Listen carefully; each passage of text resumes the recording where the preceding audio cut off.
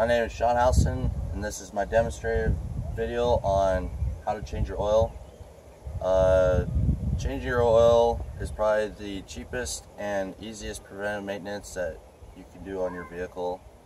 In my opinion, it's the thing that you should do by yourself to make sure it's done right. The things that you'll need for this are your vehicle and your supplies. So going through your supplies, you'll need for tools a jack. If you don't have a pickup like this, if you have a car like that, you'll need a jack to be able to jack the wheels up or the actual car up so you can get underneath it to get to the drain plug. You'll need wrenches, sockets. You have your oil filter wrenches. You need an oil filter, oil drain pan, oil funnel, and oil.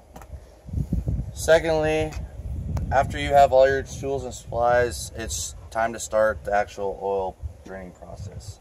So what you'll need to do, you'll need to get a ratchet, socket, and then an oil pan. Your oil pan goes underneath your plug. Your ratchet, it'll probably, usually your ratchet in socket set, it'll be 17 millimeter or it'll be metric.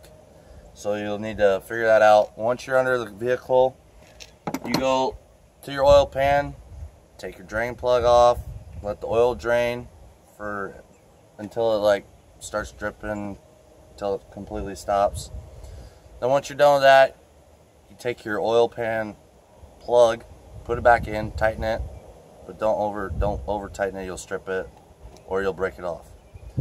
Then after that, you'll take your oil pan, move it under your oil filter, and then you will use one of these oil filter wrenches to loosen it, and then after that, loosen it, take it off, throw it in your oil pan, let it drain. And then what I like to do, once you get a new oil filter, you take some of your new oil, you get a couple drops on your hand and just go around the seal and make sure that your seal is off from the old one, so that way this can stick to the metal and no oil will come out. So after that, you are done with the oil change process, well, the draining process, and now it's time to add your oil. So after you add your oil, or after you're done with that, you take your oil funnel, and usually there will be a oil cap, and it'll usually say engine oil, see owner's manual. And then some vehicles, they will show you what kind of oil you use. For this vehicle, we are using 15W40, and for most common oil is 5W30, and that's for like all your cars and gas pickups. And one other thing you'll need is your owner's manual to see how much your oil pan capacity is, so how many quarts of oil you need to add. So once you're done with that, you figure out how many quarts of oil you need to add. You take your oil, dump however many you need, and then after that,